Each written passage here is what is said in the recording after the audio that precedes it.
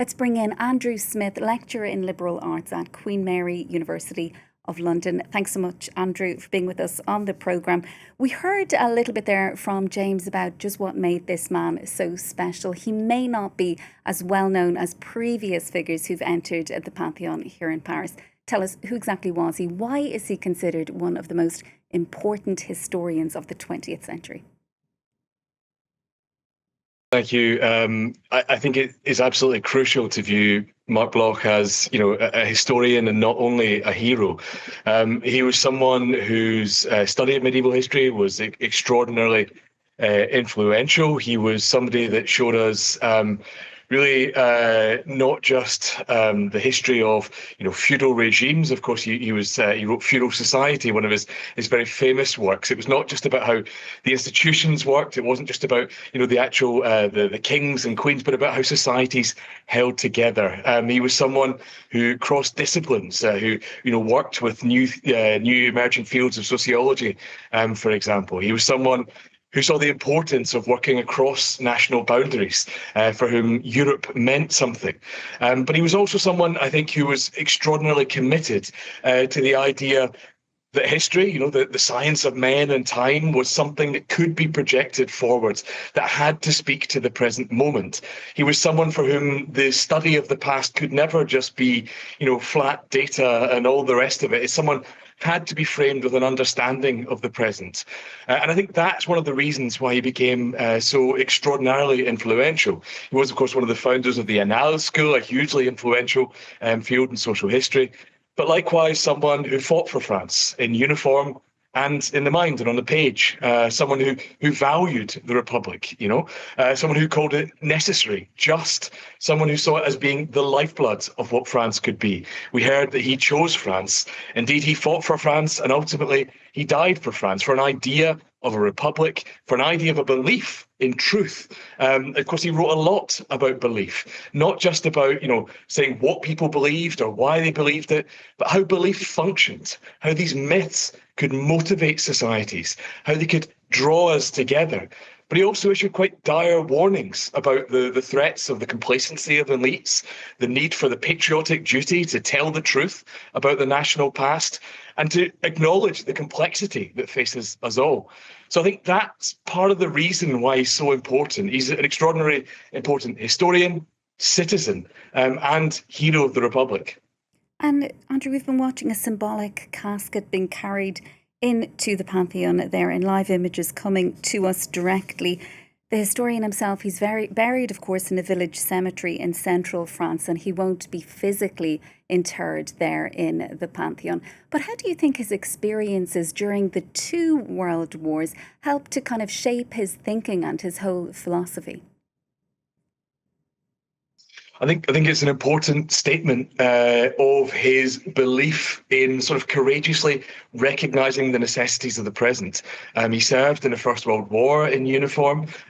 He, of course, served again in the Second. He was someone that absolutely did his Republican duty. I think that emphasised to him that he could be, in later years when he faced repression, unfortunately, because of laws put in place by the French state, collaborationist laws in which he lost his position, in which he lost his property. He put himself at the service of the resistance and put his mind at the service of the resistance and his body. He was someone that wrote some of his greatest works in that final moment, and an observer of what had gone wrong with France, the France that he loved, the Republic that he valued above all. And I think what he saw in these things, this strange defeat, as he called it, was both an unflinching look at what failed France, of course, a partial one written in the moment about, high with feeling, high with emotion, but an attempt to offer a kind of observation and a warning to the future as well. And when he eventually was arrested and rounded up, it was sadly by Frenchmen, by collaborationists that handed him over eventually to be killed. There was, in Paris at the time, the collaborationist newspapers printed his name amongst this kind of nest of resistance that had been smashed. So it's a reminder, I think, that service in service of France, in service of the Republic is a really stark reminder about the fragility of those values and the importance of fighting for them and fighting for what those values mean and being an unflinching critic where they have drifted. And his entrance into the Pantheon, if you can put it like that, it has been talked about for years, really, by, if we go back as far as French President Nicolas Sarkozy was debating it when he was in power. Why is this the right moment, do you think, for this recognition to be bestowed? I think there are a number of reasons why this absolutely pertinent, moment, this absolutely pertinent ceremony, this absolutely pertinent mark of respect is being paid to Marc Bloch. He is, representative of his background. He is, brought in as an intellectual, as a historian, as a Jewish man that chose France, as a victim of France's failures, as somebody who stood up for what is great about France. I think there are pressing moments right now that call for that type of recognition. We face a crisis in truth in the face of experts. People need to understand the fragility of Republican structures. Of course, we've seen, only in the last couple of years, the extraordinary turbulence in French Republican structures and the kind of stress testing of the Constitution of the Fifth Republic. But we also, I think, need to recognize crises of anti-Semitism, the need to stand up, to look where minorities are persecuted. This is absolutely a statement that we need to remember to stand up for those Republican values of all citizens and stand up really for the evidence and the need to examine truth. As we said before, not just institutions, but how societies are held together. And so I think this is an important moment. It's not just a historian, someone engaged in memory being brought into the Pantheon, but somebody who is part now of the nation's memory. And that difficult past, the way that the French state failed Marc Bloch, this is not a kind of recompense for that, but it's a marker of that, of the complexity of that historical moment. And I think that's really the important message right now. Bloch believed that the love of country begins with intellectual honesty about its failures. And I think there is a really important moment to look at the fragility of the Republic, at a crisis of truth and a need to protect some of the very fragile structures of the Republic. And of course, this honour coming less than a year before presidential elections here in France, it's likely to be the last time we see Emmanuel Macron presiding over such a ceremony. Does all of that add to its political significance, do you think, Andrew? Absolutely. I think, like every president, Macron uses the Pantheon to express a vision of France. And I think that choice of Marc Bloch emphasises a France defined by knowledge, by civic courage, by resistance to tyranny, but also kind of fidelity to democratic values, a respect for, what that actually represents. But I also think it's an attempt by Emmanuel Macron to once again reach for this language of resistance. Emmanuel Macron has repeatedly used quotes from Marc Bloch. He's invoked his image in speeches. Of course, he did so when he dissolved the French Parliament to such disastrous effect. And he's used it as a way to try and kind of cast aspersions on both left and right, and actually sometimes created some of that chaos that he feared, sometimes falling in, I think, to the complacency of elites that Marc Bloch called out in his book on the strange defeat. So I think Emmanuel Macron is reaching for this as a communication with France's legacy, with a vision of France and with a vision of the French Republic, trying to communicate these positive values. But once again, I think he's invoking the image of Marc Bloch, the image of resistance, the image of what France can represent to communicate some of the dangers of the extremes, and perhaps to communicate to the French people the danger of the extremes at the ballot box as well. Yeah, and Marine Le Pen notably not on the invitation list. The historian's ideas, Andrew, as well, they've been used by politicians on the right, on the far right, as recently as last year by Jordan Bardella himself. Is there broad consensus, more generally speaking, about the pantheonisation, if we can use that term, of this historian? Or was there any kind of debate about whether or not he should be given this honour? I haven't seen anyone really offering an opinion that this is not in any way suitable. I think it's absolutely something that's deserved. It's extraordinary. This is, really one of the first historians entering the Pantheon, and that says something about France's commitment to the discipline. In a statement in a difficult moment in many universities across the world, in my own country in the UK, history needs to be stood up for. We need to make the case for the value of history, for the value of young people to study how the past matters to the present, to learn those habits of historical thinking. We might look at something like one of his masterpieces Well, Andrew, on the historian's I'm credit, which sorry is not just a to, handbook, but a apologies for cutting manifesto. across you there, but we're just about to hear from Emmanuel Macron. 16th of June, 1944. As night was falling, in a field around Lyon, the Nazis executed their prisoners, 30 men from various professions, faiths and beliefs, a carpenter, a trade unionist, a railway worker, Poles, members of the resistance, communists, and amongst them a history teacher, a professor of history, Marc Bloch. To the Enlightenment, who was subjected to the evil, hatred and anti-Semitism of others, but who loved truth and never gave up on his country. We've been listening there to the French president pay tribute to resistance fighter and historian Marc Bloch during a special ceremony at the Pantheon. Tortured and executed by the Gestapo in 1944, he has now become the first historian to enter the Pantheon, an honour reserved for the most exceptional figures from the worlds of politics, culture and science. Well, Andrew Smith, lecturer in liberal arts at Queen Mary, University of London, is still with us. We spoke a little earlier, Andrew, just about the significance of this moment about who exactly Marc Bloch was. But given the current geopolitical context, why is it important to honour these figures who combine scholarship with resistance to oppression? I think it was something Macron himself touched on during that speech.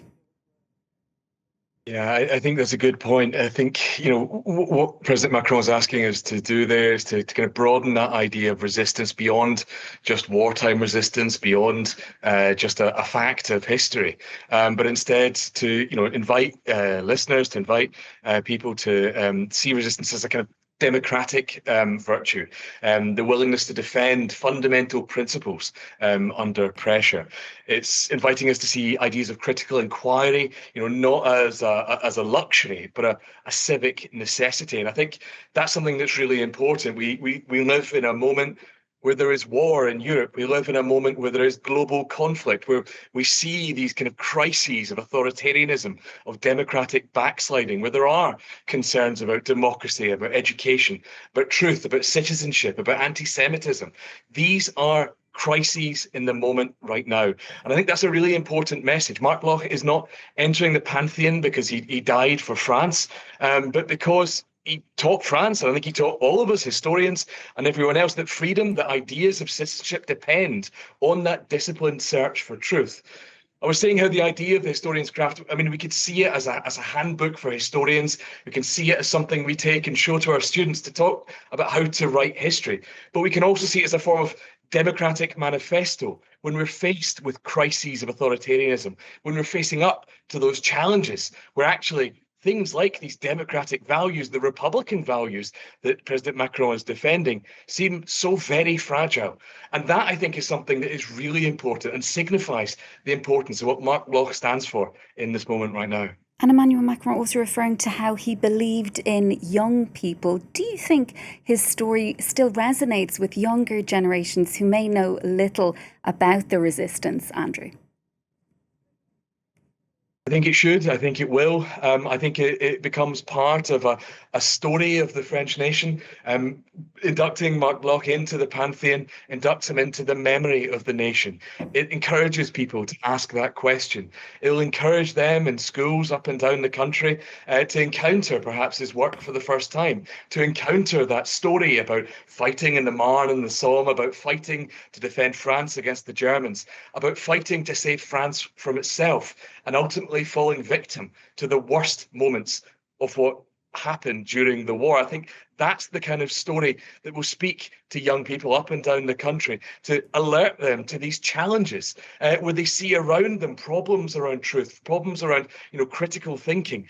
They need to understand, I think, that this represents really a challenge to learn, to defend, to actually come to understand those habits of historical thinking, that critical thinking, that inquiry, that scientific pursuit of the truth. Not to take, if we talk about the royal touch, the idea that kings are magic and heal people as a fact, but to understand if we question that belief, if we understand the function of that belief, if we understand why it holds societies together, then we come closer to understanding what that society was. That's a challenge for every young person, and it's an invitation to learn more about their past, to study history, and to bring that thinking to the very, very urgent moment that we face right now in the present.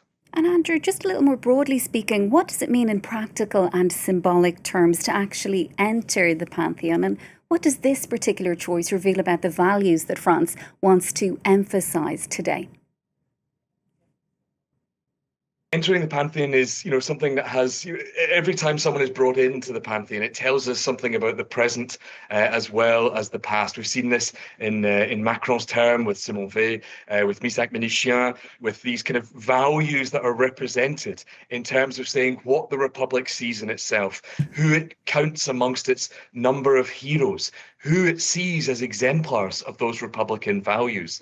And I think what we see here is really a message that France is saying it values its historians, it values its resistors, it integrates that Jewish presence into French history. And it says actually all of these things are about understanding the complexities of history and the need to continuously confront those complexities in defense of the political present. So I think there's a lot of messages tied up within this about kind of really tying this into a national narrative, into the roman national, the national novel that says what the Republic is and what it can be. As we heard President Macron say, this is as much a story about belief in the future, about, even in those final moments, Marc Bloch's belief that the future was being written in the present by those who study the past, by those whose careful inquiry brings together the difficult truths and tells us much more about ourselves than we might otherwise learn with cozy beliefs and easy assumptions. This, I think, is a very, very pressing message for right now. Finally, Andrew, if Marc Bloch could witness the ceremony himself, what aspect of his life do you think he'd be most proud to see remembered? I think ultimately we can say that motto written on the side of the giant banner, which talked about that love for truth, that idea of his scholarship, that idea that he's held up as being someone that values the Republic, but also that someone that was inducted and honoured alongside his family. He was someone that died for France, someone that fought for France, someone that fought for all of those values of the Republic, of his family, of his background and his beliefs, someone that stood up for all of those things in that moment. I think that quest for truth is ultimately what we can use to define Marc Bloch's legacy. Andrew, we leave it there for now. Thank you so much for all your time on the programme this evening. That's Andrew Smith, lecturer in liberal arts at Queen Mary University of London, joining us there as Marc Bloch enters the Pantheon.